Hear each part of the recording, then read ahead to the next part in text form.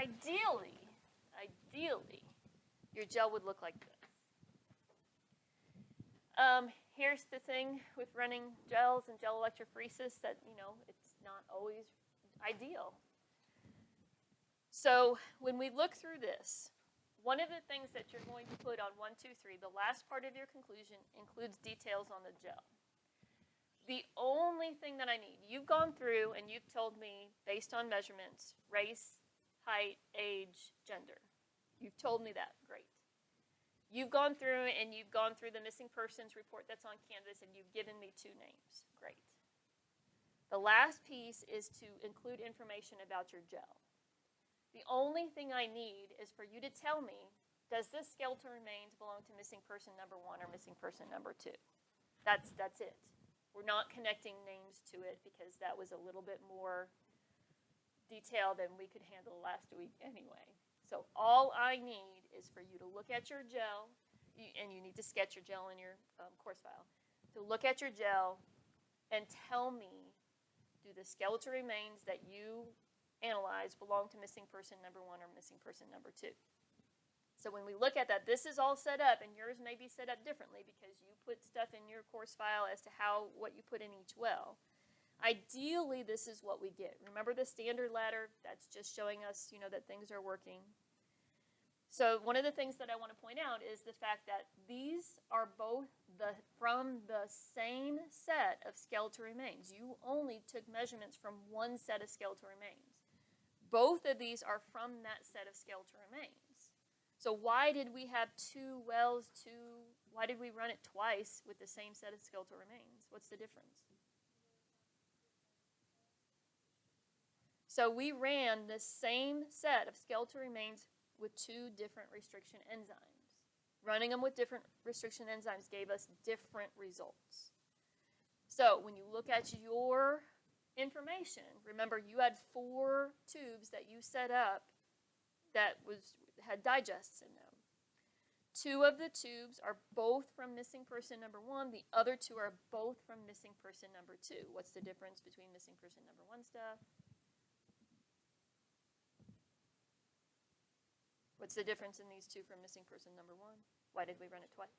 Different restriction enzymes. What's the difference in missing person number 2? We use different restriction enzymes. Okay, so now your gel that you run might be wackadoodle. You're still using your data to give me the best conclusion you can from your gel. Whether it turned out perfect or whether it got messed up doesn't matter.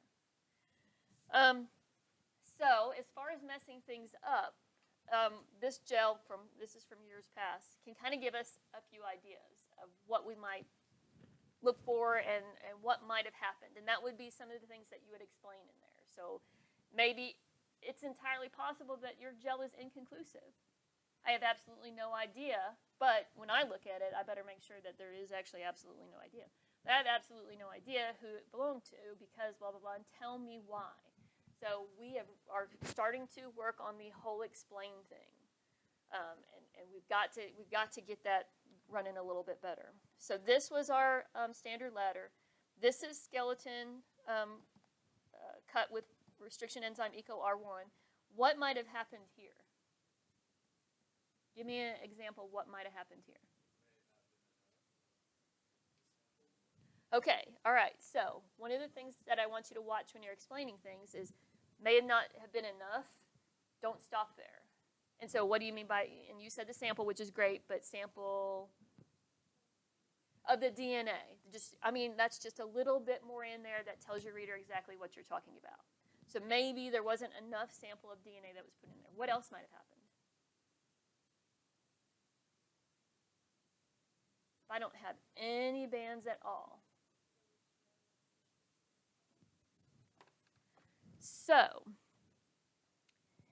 you had DNA in the tube.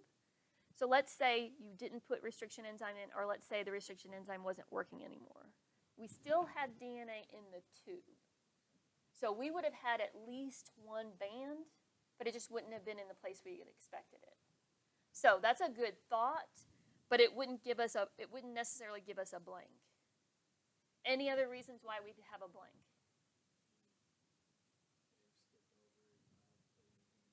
Okay, that just turns out that's what this doofus did. I don't know why, for what reason, but here we were all in class talking about blah, blah, blah, and then I was like, wait, 1, 2, 3, 4, 5, 6, 7. He just skipped 2 wells for whatever reason. I have absolutely no idea. I mean, it would have kind of made sense to do the first 3 and then skip 2 wells and do the 4 other 2, but just, okay, whatever. But yes, so I mean, that's maybe why those things are blank. There's one other possible reason, let's say, that we are missing, like literally missing 2 rows. Why might we be, what might have happened? There should have been DNA, they didn't skip it, but it's missing.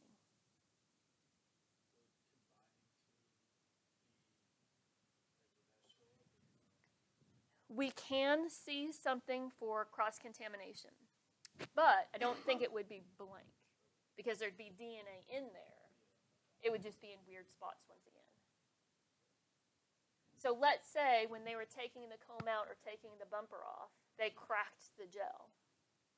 If there's a crack in those wells, remember how delicate that stuff is up there? So if there's a crack, maybe even a crack that goes between those 2 since there's 2 on there, then that DNA is going to follow the path of least resistance.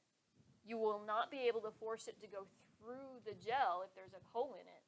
It's going to swoop right through that hole and go out down to the positive side because that's the easiest way for it to go. That's the path of least resistance.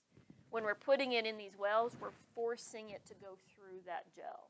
So if there's a crack or a bust in it, it's not going to show up in the gel because it didn't go in the gel. It's like, yeah, sucker, see you. It's going to go out through that hole. All right? Okay, so this was the DNA standard ladder. Great. That looks good. So that means this one is this one right here. Notice how faint that band is. This is this one right here, 2 solid bands here. This is this right here. I've got this, which makes sense, and I've got this. I have a very faint kind of blur right here when I should have 2 down there. What do you think might have happened if I've got a band showing up right here and not 2 bands showing up right there? Okay, what do restriction enzymes do? They're cutting the DNA. So if I've got a band that's right here, and I take that band that's right here and I cut it, are the 2 cut bands going to be the same size, bigger, or smaller than that original band? They're going to be smaller. So if they're going to be smaller, does that mean that they travel further or not as far? Say that again. They're going to travel further. So, and I messed up my picture, didn't I? So if I have down here, am I on the right one? One more over, this one right here. Oh, yeah, right, because that was my. So if I have this band right here and I've got a band right there, did the restriction enzyme cut this piece of DNA to make 2 smaller bands? So what might have been the reason for that? Maybe we didn't put the restriction enzyme in, but I do have a little faint spot right here, so I suspect that it was put in there. Maybe they put it in there and it stuck to the side or stuck to the cap and didn't get down where the juicy stuff was at. So maybe they didn't spin it down. Maybe they spun it down and it didn't make. Maybe the restriction enzyme itself was at the end of its life. You know, it's a protein, so it's only going to live so long before it can't work anymore before it degrades down. So maybe the restriction enzyme just didn't last long enough or something like that. But this tells me that it didn't do its job. It didn't cut. Maybe we didn't leave it in there long enough. Maybe they didn't put it in the dry block and it couldn't process because it was all stuck to the cap and didn't get down to the bottom to where the heat was at. I mean, there's a gazillion different reasons why. And same thing for y'all's. I mean, I didn't go through and look at every little step that you did to see. There were a couple things that I noticed that I said to y'all, you know, pay attention to this. This might have an effect. But I don't think any of the 2 things that I talked about had an effect on it. I can't remember. All right, so then this is this one right here. So I've got this and this. And here's this one right there. I've got this. And I've got, once again, a really faint band down there. So maybe it was a processing error since it looks like there's processing issues straight across the board. I don't know. Maybe they didn't put in enough restriction enzyme. So we were working with small amounts. Maybe it was a pipetting thing. There's a gazillion different reasons why. But that's why it's important that if you're running DNA, so on a big, huge, high-profile murder case, If you run it once and you try to take these results to court, they're gonna skewer you. They're gonna knock all this stuff down. So having another set of DNA, running it again. Let's run it again, see what we get. Let's run it again, make sure we're doing things right. To get results that look like this without my little eraser mark on it. Because nobody can argue with this. But your defense attorney is going to argue with that. For sure. Okay? I took essentially this picture and I put it on canvas so that you can look to see what each one of these were supposed to have looked like. But you are drawing your conclusion based on your gel, whatever your gel shows. So you should have a sketch in there. Unless you weren't here. If you weren't here, then you're going to have to use the stock photo. That's going to be your sketch. You can still draw a conclusion from it. But I took pictures of y'all's gel, so I want you to show me what your gel looks like and tell me about your gel. Tell me if stuff went wrong, could you tell, missing person, etc., etc. Any questions about that? Okay. Let's take a little trick then. If you had a gel, go ahead and grab your gel, and let's go across to the little tornado shelter. But everybody's coming. If you didn't have a gel, come on anyway, because we all want to see this.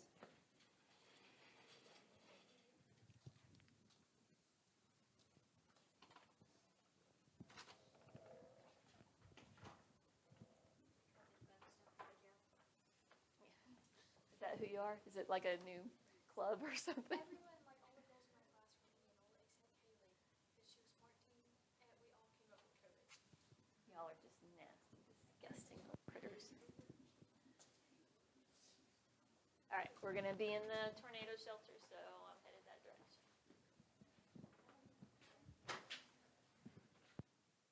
Natalia, didn't you have one? I wasn't over there because me.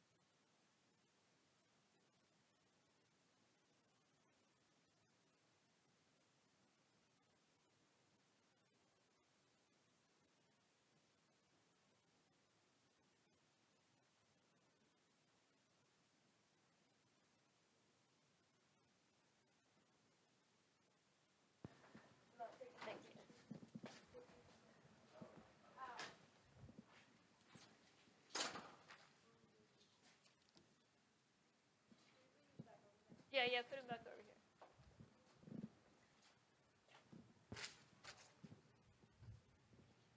Where did I put those at?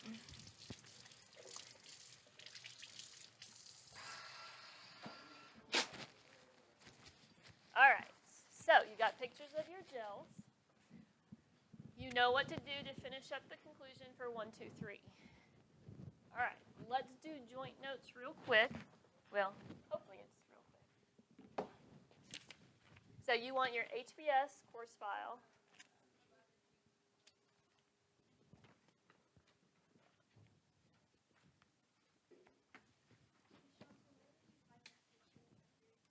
On Canvas, on HBS, Unit 1, it says skeletal remains, something or other. All right, so remember, we're trying to help ourselves out with our notes just a little bit and divide things up. So type of joints, that's what this next set of notes is. But we've got 3 types of joints: fibrous, cartilaginous, synovial joints. And I mean, it probably wouldn't make sense to write all that down now because you don't know how much space you particularly need. So for you, you're just going to want to have types of joints at the top.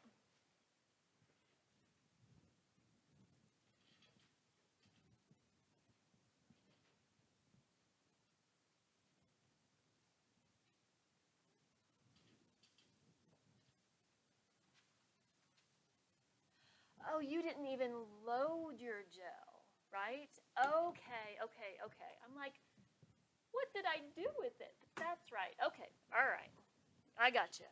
We're good. Okay. See, that aha moment. You just don't want to take that away from anybody. Okay, all right. We still have your stuff. It's in the freezer. I just totally forgot about the fact that we didn't even load it. Okay. All right, so first type of joint, fibrous joints.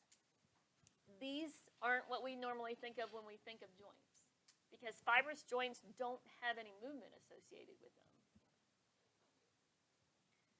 You do have 2 bones, or you do have bones that come together, and there is fibrous tissue between those bones.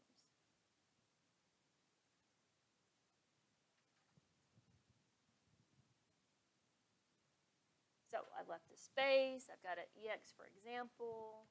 Got it set aside so that it's easy to see whenever Mrs. Johnson is quizzing us. The sutures in the skull are a joint. Your teeth set in your jawbone, that's a joint where they come together.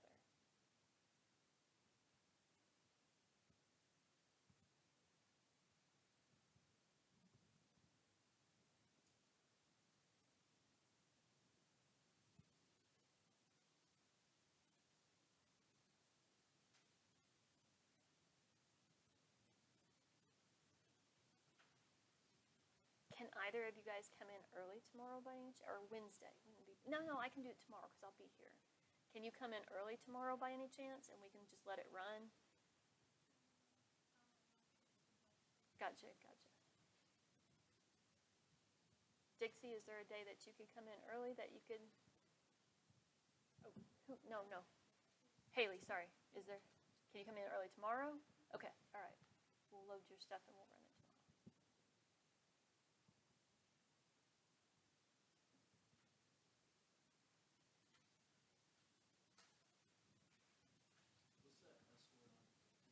Sutures in skull, the roots of the teeth to the jawbone. Those are examples of where you would find fibrous joints.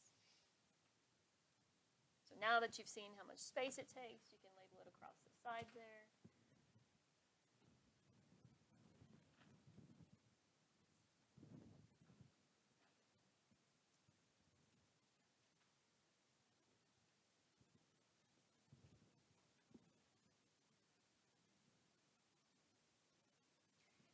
And yes, so technically, when we're talking about babies being born, there is movement among those joints, and that's what those sutures are for, is to help the baby to be able to be born in order to, kind of manipulate the skull just a little bit. Yes, when you yank your tooth out of there's movement there, but the idea is that on any normal given day, you don't want your teeth flexing and you don't want those little sutures of your skull moving around.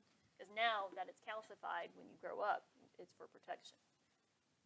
All right, next type, cartilaginous joints. We do have a little bit of movement in these joints.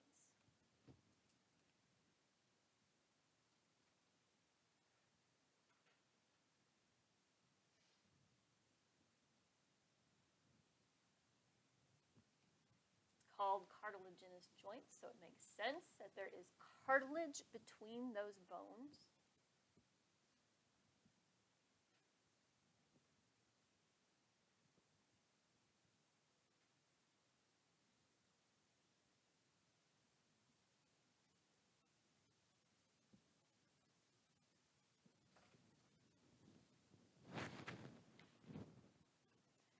We looked at the cow long bone and you identified the cartilage on the cow long bone, but that's not a cartilaginous joint. A cartilaginous joint, there's only cartilage between those bones.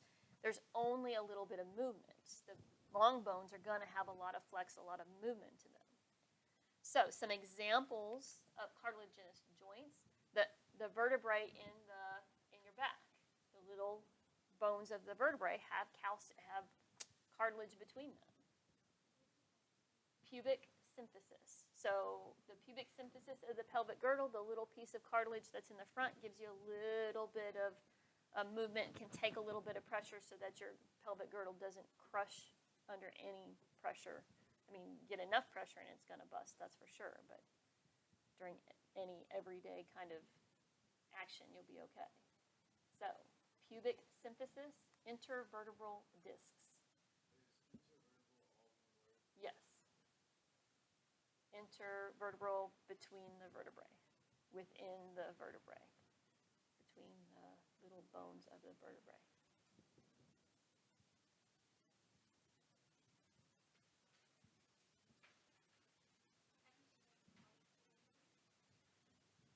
Car, Tilaginous. Cartilaginous. Car, Tilaginous.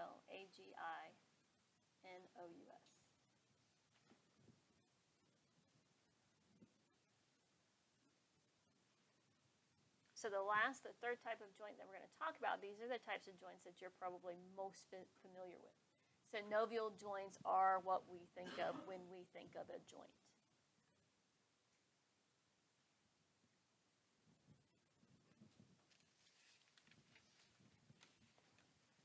All right, so synovial joints are freely movable, fibrous, no movement, cartilaginous, a little bit of movement, synovial, lots of movement.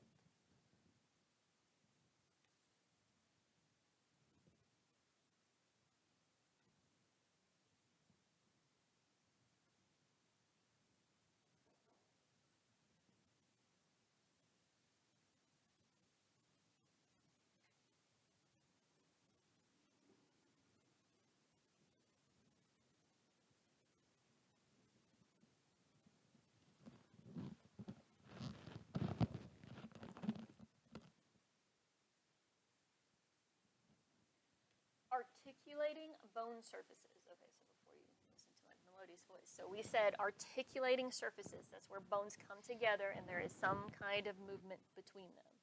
So the cow long bone that we looked at, we saw the cartilage that was on an articulating surface. It's on a surface that's going to come together with another bone. So the articulating bone surfaces are covered with cartilage, but not directly connected with tissue or cartilage. So the cartilage is on the bone surface, but it's to protect that bone surface.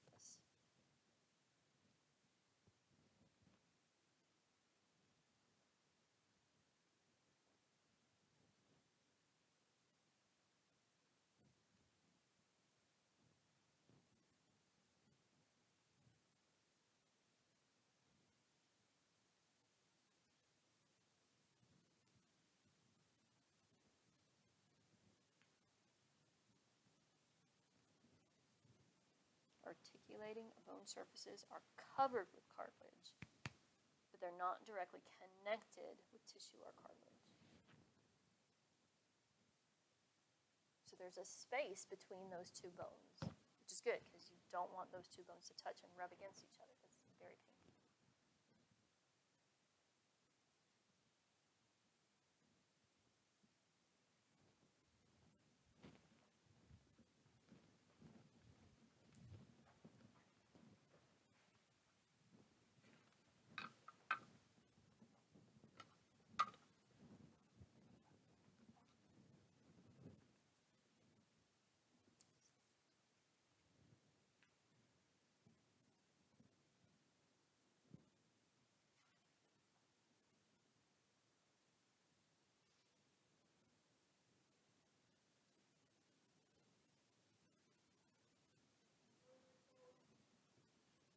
What are, say that one?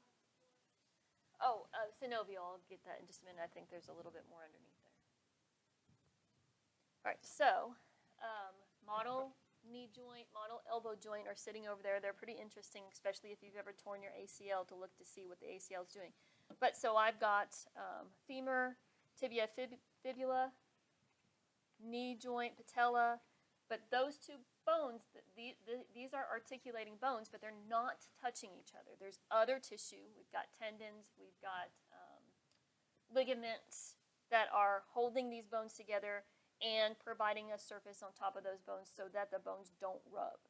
But directly on the surface of these would be a layer of cartilage. It would be on that bone. Okay. So they're not directly connected with tissue because they have synovial fluid in between them. It's an oily, fluid-filled cavity, synovial cavity.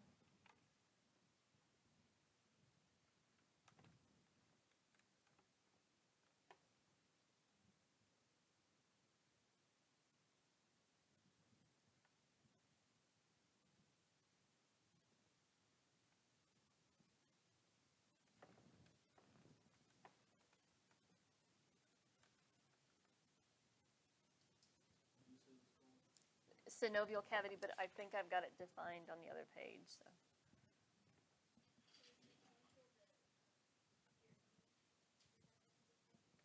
So the diagram with the skeleton, and it has the different types of synovial joints on it, make yourself a note.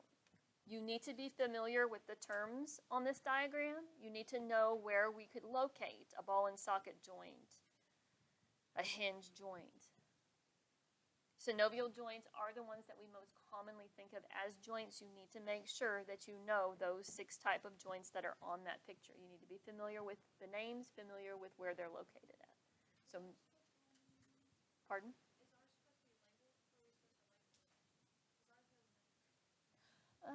Okay, yeah, well then we're going to label them here in just a second. But you can go ahead and tape it in. Synovial.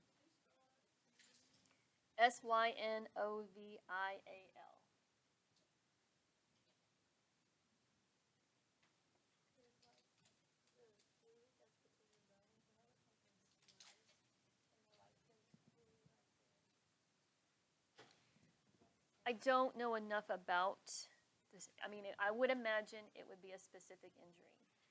I know that you can lose fluid. I don't know that. I would imagine that if you have swelling and if you have a fluid buildup, it would be within tissues, because that's usually where the swelling, that's usually where the edema is at. But I mean, it would probably depend on what kind of injury that you have. So yeah, if you tear stuff in there and you're busting that, I know you can lose that synovial fluid. I know you can tear those ligaments and they have to surgically repair them, or they have to take a ligament from somewhere else in your body and then repair it, you know, kind of like a grafting sort of thing. But whenever they say that you have fluid on the knee, or if you have swelling that way, I would imagine it would have more to do with tissue. So like there was an impact or something like that, and now your immune system is saying, okay, we've got to send a whole bunch of stuff there really quick to fight infection, to heal, but I wouldn't know. I mean, a physical therapist could probably tell you what's going on for sure. Okay, so yes, let's go ahead and look at these different types of joints. So, cervical vertebrae. How many cervical vertebrae do we have? Where is cervical at? Cervical means neck. How many cervical vertebrae? 7 cervical vertebrae. So the pivot joint is that joint between those first vertebrae in your neck. It's when they said, hey, Severin Mills is going to be in your class. But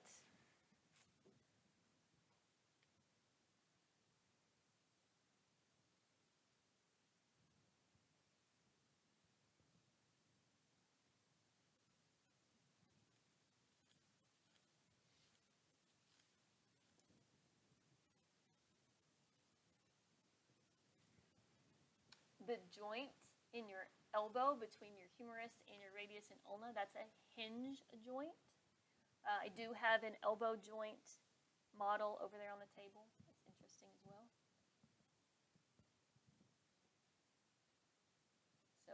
example of a synovial joint is a hinge joint. One place where you would find it would be in your elbow.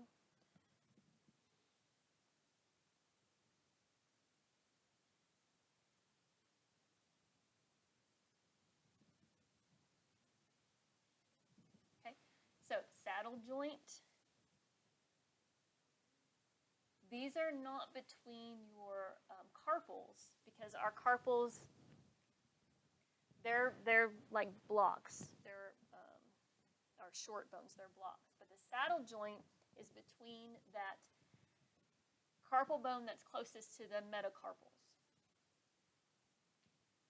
I think it's going to show up better on the skeleton.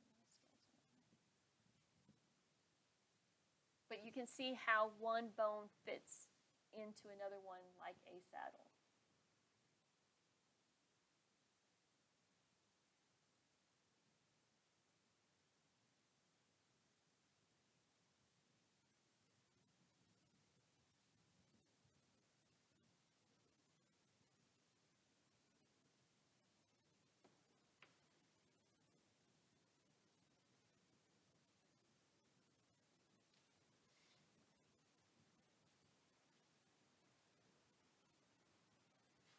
The plane joint.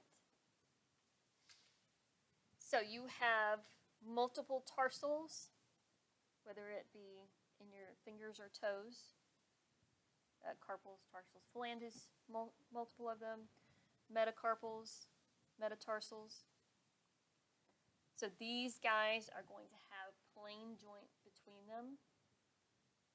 So basically, like flat on flat, if you would, the things that are holding them together are those ligaments.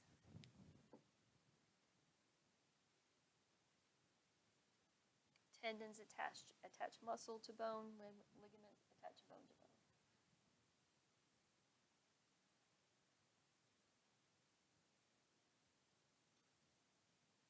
So, saddle joint between the carpals and the metacarpals, condyloid joint between the radius and the carpals.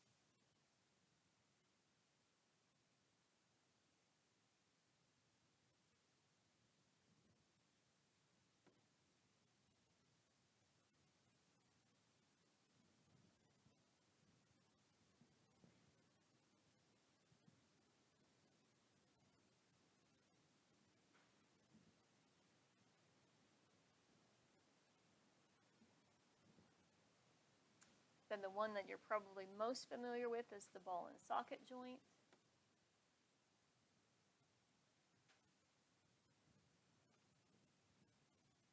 So hip joint is an example of the ball and socket. Lots of motion with the hip joint. Lots of motion with a ball and socket joint.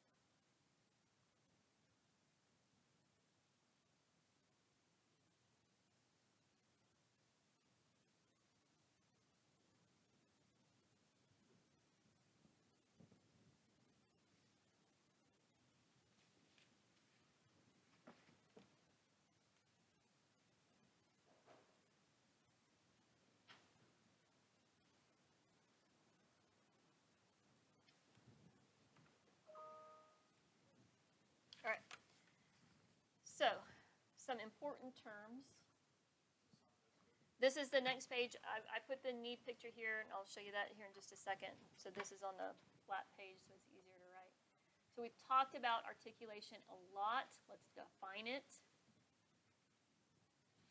Articulation, it's where bones come together at a joint, and they kind of interact with each other.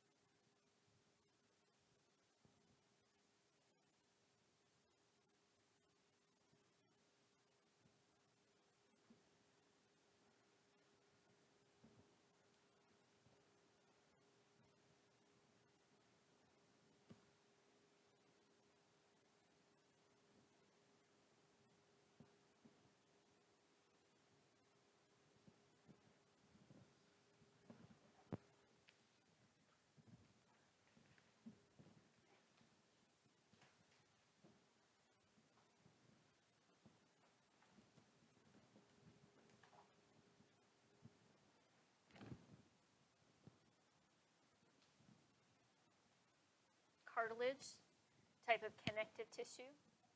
Helps to reduce friction, helps to make smooth surfaces.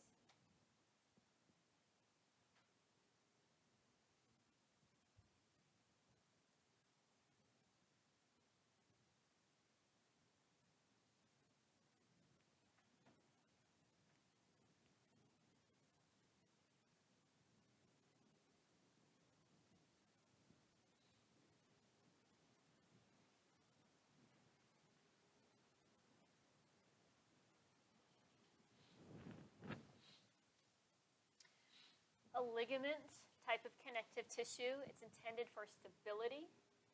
Ligaments attach bone to bone, and it helps to hold the bones in place.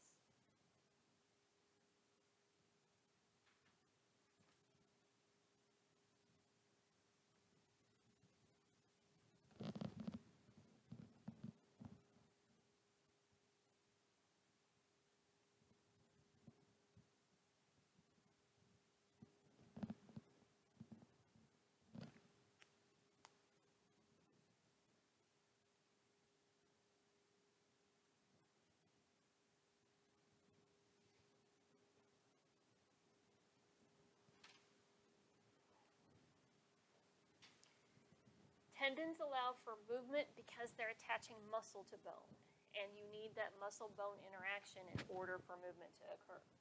If all you had was muscle and no bone, you'd just be a twitching mass. If all you have is bone is no muscle, you'd just be a pile of bone. Tendons allow for movement, attaches muscle to bone.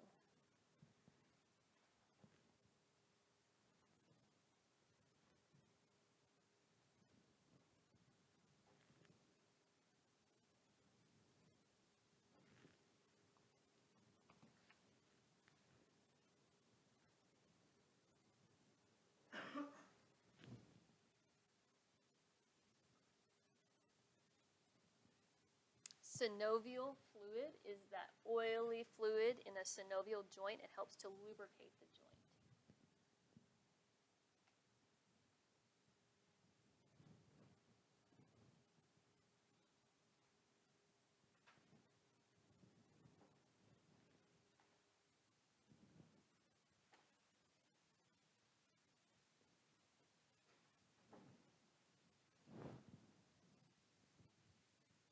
We've already seen condyle.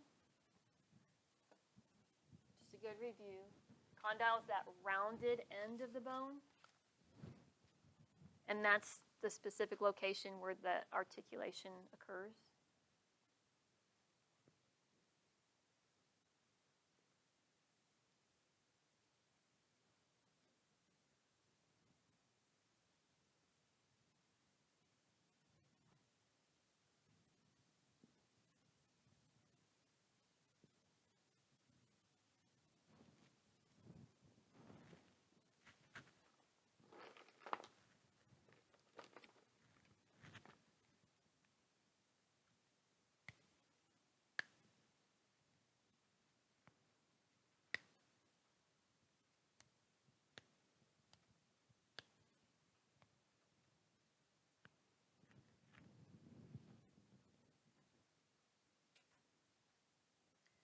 The tubercle or the tuberosities, those are those bumps that are standing out, especially on a femur and femur. They're called trochanters. But tubercle, tuberosities, prominences just means it's a bump that's sticking out on the bone. This is the place on that bone where the muscle or ligament is going to attach.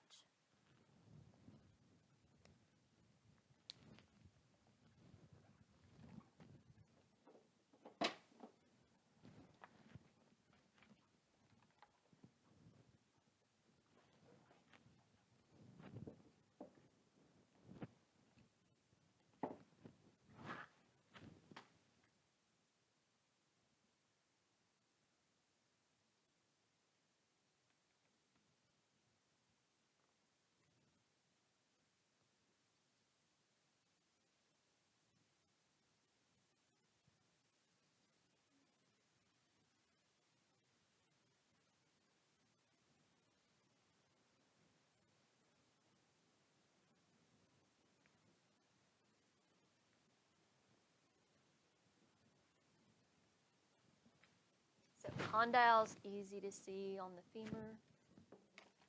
Condyles.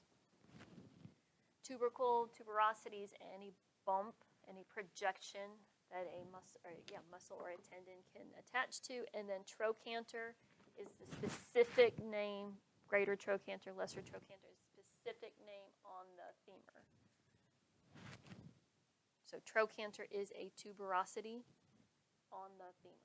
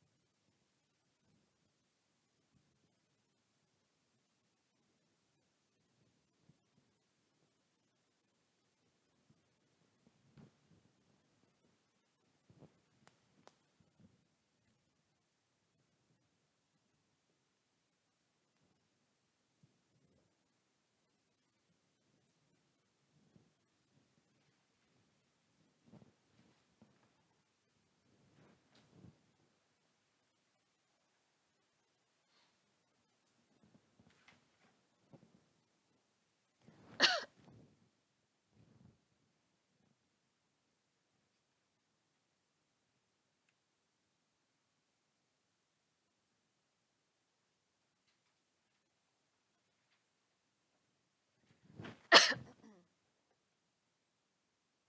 right, so the little diagram, I put it on the opposite side, and so I've kind of pointed out to myself, tendon, ligament, and then highlighting this and maybe highlighting the term on the opposite page might be good as well, because here's a tendon, so you can see where it's attaching this muscle to the bone. And actually, it would be attached there, I believe. Ligament is attaching bone to bone. Ligament is attaching bone to bone. Ligament is attaching bone to bone.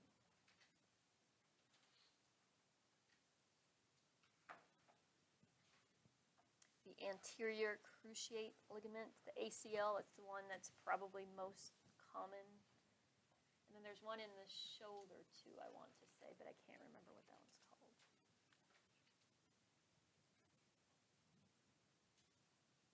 That people mess up a lot.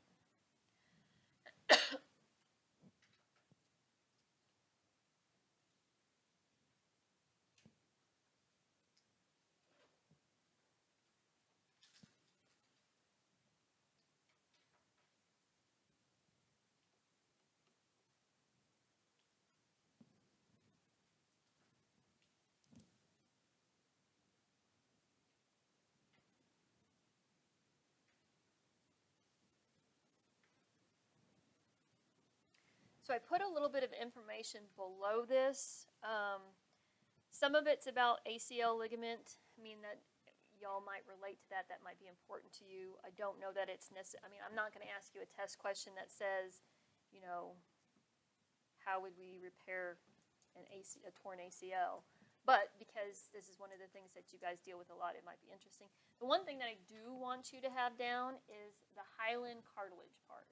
And I'll scan this back out here in just a minute, but I do want you to have this part right here.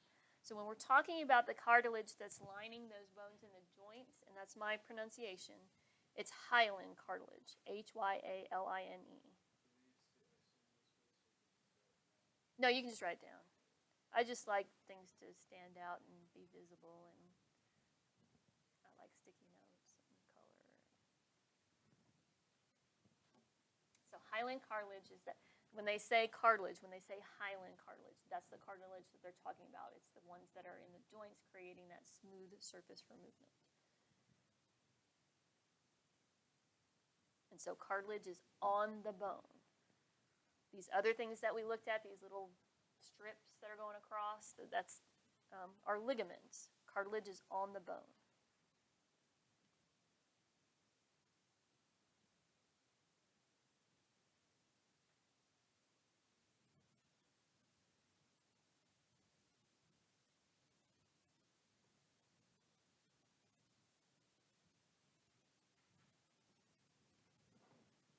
And I'll bring that back in just a minute, but then I want to go ahead and point out, so in this joint right here, this blue layer right here that is on the bone, this blue layer right here that is on the bone, that is going to be the cartilage right there. It's a layer on the bone.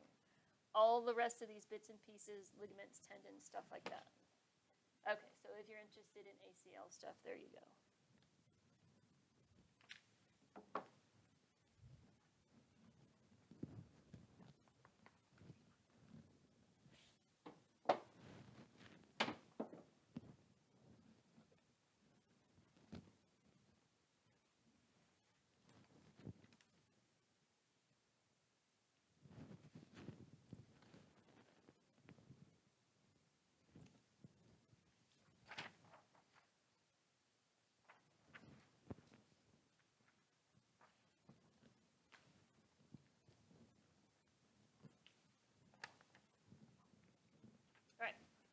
You guys have about 25 minutes before I'm going to stop you. We're going to do a little bit of a review, and then we'll talk about tomorrow. So, getting together with your partner would probably be number one priority since you can't have access to them outside of class, and talk about 121, 122. Then, restriction enzyme packet, if that's not finished, get that packet, get that turned in. Then 123 conclusion, you can now finish that up, because you're adding the gel information to it. So what did you see from that gel?